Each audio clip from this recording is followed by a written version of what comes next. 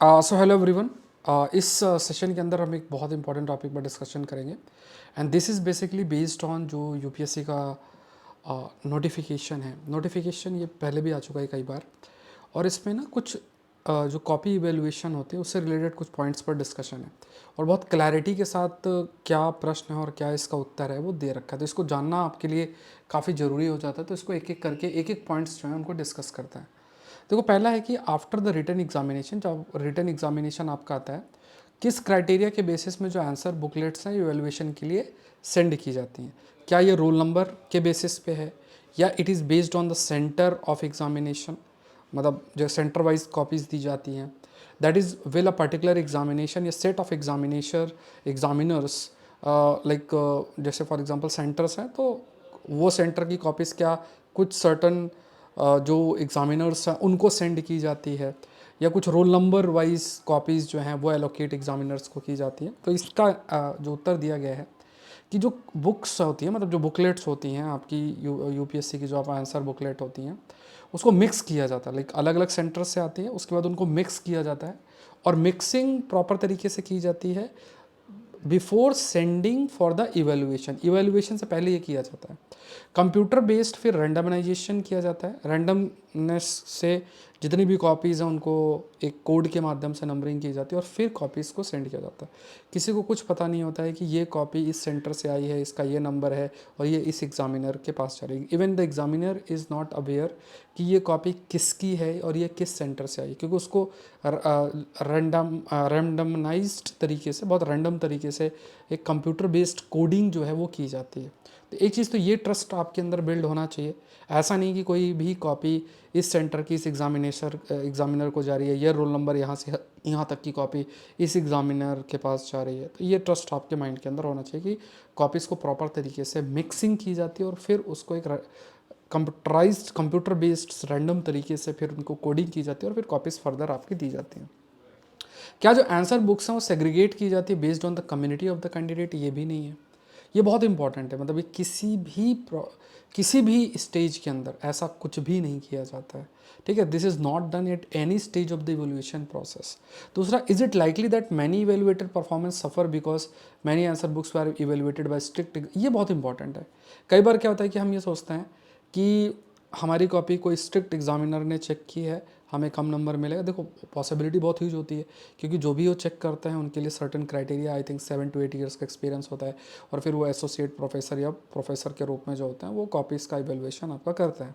अब जो भी कॉपीज़ का इवेलुएशन करते हैं तो उसमें इंडिविजुअल लेवल पे भी वेरिएशन होता है। कई एग्जामिनर्स स्ट्रिक्ट होते हैं, कई नहीं होते हैं। कईयों के हाथ में नंबर निकलना बहुत आसान नहीं होता है, और निकलेगा भी तो बहुत ही ज़्यादा नहीं निकलता है। तो इस केस के अंदर फिर कैसे चीज़ें मैनेज की जाती हैं? तो इस यूनिफॉर्मिटी को मेंटेन करने के लिए क्या होता है कि जैसे देखो, कई एग्जामिनर्स होता है, उनके ऊपर एक हेड एग्जामिनर होता है। ठीक है, उनके ऊपर क्या होता है, एक हेड एग्जामिनर होता है। तो सपोज़ करो कि हेड एग्जामिनर है और उसके नीचे कई सारे एडिशनल एग्जामिनर्स आपके होते हैं। एडिशनल एग्जामिनर्स होते हैं, हेड एग्जामिनर्स होते हैं। ये कई जो हेड एग्जामिनर्स, इनकी मीटिंग होती है in addition to additional examiner. फिर इनकी मीटिंग होती है, स्टैंडर्ड्स डिसाइड किए जाते हैं कि किस बेसिस पर जो है कॉपीज़ का इवेलुएशन किया जाएगा, या हर क्वेश्चन का आंसर क्या है, किन स्टैंडर्ड्स को देखना है, उस बेसिस में जो मार्किंग है वो आपकी दी जाती है। तो यहाँ पे क्या है कि सारे एग्जामिनर्स जो होते हैं या जो हेड एग्जामिनर्स होते हैं वो आपस में बैठते हैं और एक क्राइटेरिया डिसाइड करता है कि इस क्वेश्चन में ये चीज़ें देखनी है, इतना ये चीज़ें हैं तो ये आंसर है, तो ये मार्क्स, इतने मार्क्स आपके मिलेंगे। लेकिन देखो, इसमें भी ना कई बार, जैसे ये तो प्रोसेस है, बट ये प्रोसेस कितने तरीके से इम्प्लीमेंट होता है देखने वाली बात है। कई बार क्या होता है कि क्योंकि जो भी कॉपी चेक कर रहे हैं तो ऐसा नहीं है कि कोई मतलब उस पर जो क्राइटेरिया है वो क्राइटेरिया कोई बहुत ही रिड्यूस्ड क्राइटेरिया के बेसिस में कोई सेलेक्ट किया जा रहा है। तो जो भी एग्ज़ामिनर आपके होंगे, जितने भी एग्ज़ामिनर्स होंगे, वो एग्ज़ामिनर्स क्या हैं जो एक इम्पॉर्टेंट रोल प्ले कर रहे हैं कॉपी के एवेलुएशन के अंदर। सबका एक सिलेक्शन क्राइटेरिया है, एलिजिबिलिटी है, उस एलिजिबिलिटी को मीट करते हैं और उसके बाद जो है उनका सिलेक्शन जो है वो होता है। अब जब वो सेलेक्ट होते हैं तो कई बार जो उन्हें डायरेक्शन दिया जाता है उसको इग्नोर करके, पॉसिबिलिटी कई बार होती है कि वो अपना जो डिस्क्रिप्शन है उस बेसिस पे कॉपी का एवेलुएशन करते हैं। इवन जो हेड एग्जामिनर है वो कॉपीज़ को देखेंगे भी। जैसे फॉर एग्जांपल किसी ने 5 नंबर दिया, किसी ने 3 नंबर दिया, मैक्सिमम किसी ने 3.5 नंबर दिया, किसी ने 6 नंबर दे दिया, इस टाइप की पॉसिबिलिटी बनी रहती है। तो वो पावर हेड एग्जामिनर को दिया गया कि वो रैंडम तरीके से वो कॉपीज़ उठाते हैं, देखते हैं कि कौन एग्जामिनर किस टाइप की कॉपीज़ को किस प्रकार से मार्क्स दे रहा है, कौन कितना मैक्सिमम दे रहा है, कितना मिनिमम दे रहा है, और बेस्ड ऑन जो भी उनका इवेल्युएशन उस बेसिस पर नंबर को ऊपर नीचे किया जा सकता है। तो एक तो ये है कि यूनिफॉर्मिटी जो है वो मेंटेन करने का प्रयास तो किया जाता है, बट क्योंकि यहाँ पे ह्यूमन डिस्क्रिशन इन्वॉल्व है और हाईएस्ट लेवल के एक्सपर्ट इन्वॉल्व है, तो कितना अधिक वो यूनिफॉर्मिटी मेंटेन रहती है, दैट इज़ द क्वेश्चन। ये एक सोचने वाली बात बनती है, बट फिर भी कोशिश जो है की जाती है। Can I know the question wise marks awarded for me for the paper. तो यहाँ पे देखो एक और बड़ा इंटरेस्टिंग इसमें एक चीज़ जो है वो हाईलाइट की गई है कि जब भी इवेल्युएशन प्रोसेस होता है तो इवेल्युएशन प्रोसेस में 1 से 20 तक जो भी क्वेश्चन होते हैं उनमें नंबर अलॉट किया जाता है। फिर क्या होता है, उसमें मॉडरेशन होता है। इस चीज़ को भी यूपीएससी ने एग्री किया। मतलब एक तरफ आपका रॉ मार्क्स होता है और वो जो रॉ मार्क्स है उसके बाद क्या, सपोज करो किसका स्कोर 90 है तो इस नंबर पे भी मॉडरेशन होगा, प्लस माइनस हो सकता है। अब ये जो मॉडरेशन का बेसिस क्या है, ये चीज़ अभी तक क्लियर नहीं है। रीजन वाइज किस वाइज ये मॉडरेशन किया जाता है, लेकिन हाँ मॉडरेशन जरूर से होता है और उसमें कई प्रकार के मतलब आप कह सकते हैं कि फार्मूले जो है वो यूपीएससी के द्वारा अपनाए जाते होंगे। और अगर आप अपने मार्क्स देखना भी चाहते हो तो वो जो मार्क्स दिखेंगे वो मार्क्स आपके जो दिखते हैं वो मॉडरेशन के बाद के होते हैं।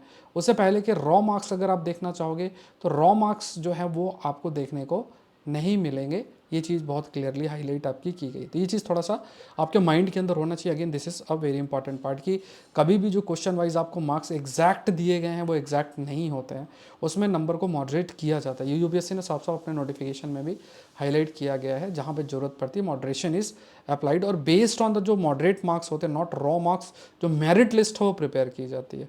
मॉडरेशन का बेसिस क्या है अभी तक क्लियरिटी उस पर नहीं है। अगर ओवरऑल मार्क्स ऑफ 2 और मोर कैंडिडेट इक्वल है तो how is the relative merit between such candidate decided.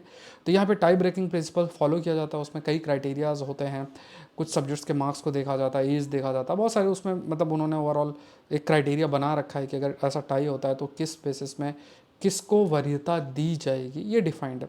देखो देखो जहाँ पे सबसे ज़्यादा एक आप कह सकते हैं कि एक जो लैक ऑफ मतलब जो कह सकते हैं कि एक रेंडमनेस देखने को मिलती है, not lack of randomness but जहाँ रेंडमनेस थोड़ा देखने को मिलती है एक तरफ, या रेंडमनेस भी कह सकते हैं, यहाँ जो डिस्क्रिप्शनल एस्पेक्ट बहुत तो विजिबल है। तो ये मॉडरेशन है और जिस पर ट्रांसपेरेंसी भी कंपेरेटिवली कम है, और जो ये हेड ऑफ एग्जामिनर की मीटिंग होती है उसमें स्टैंडर्ड सेट होते हैं। क्या स्टैंडर्ड सेट होता है, उस स्टैंडर्ड्स को कैसे इंप्लीमेंट किया जाता है, क्या वो एफर्ट लिया जाता है, क्योंकि किसी पे क्वेश्चनिंग कर देना, जैसे मान लो वो भी प्रोफेसर है, वो भी दूसरे भी प्रोफेसर हैं, भले वो एक हेड एग्जामिनर है दूसरा एग्जामिनर है, बट वो ऐसा जनरली इंटरफेयर करते नहीं हैं। ऑल्दो स्टैंडर्ड तो सेट होता है, तो उसमें कितना हद तक इंटरफेरेंस करेंगे या नंबर में ऊपर नीचे किया जाएगा, वो काफ़ी हद तक जो हेड एग्जामिनर है उनके डिस्क्रिप्शन पे बहुत निर्भर करता है।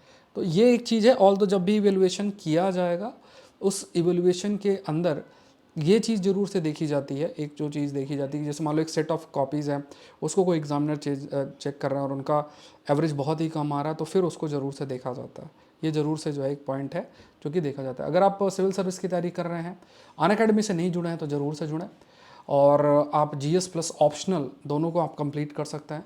ये अमाउंट आप देख सकते हैं, इस अमाउंट में एग्रीकल्चर ऑप्शनल 21 तारीख से चालू हो रहा है। You can use the code SPLIV, इस कोड को यूज़ करके आप ज्वाइन कर सकते हैं। इसके बाद आप अपनी प्रिपरेशन को इस अमाउंट के अंदर जो है कर सकते हैं, जिसमें कंप्लीट सिलेबस का coverage, GS plus CSAT, access to all batches and courses, main test series, dedicated doubt solving, 1-to-1 mentorship, ये सब चीज़ें जो है आप एक्सेस कर सकते हैं।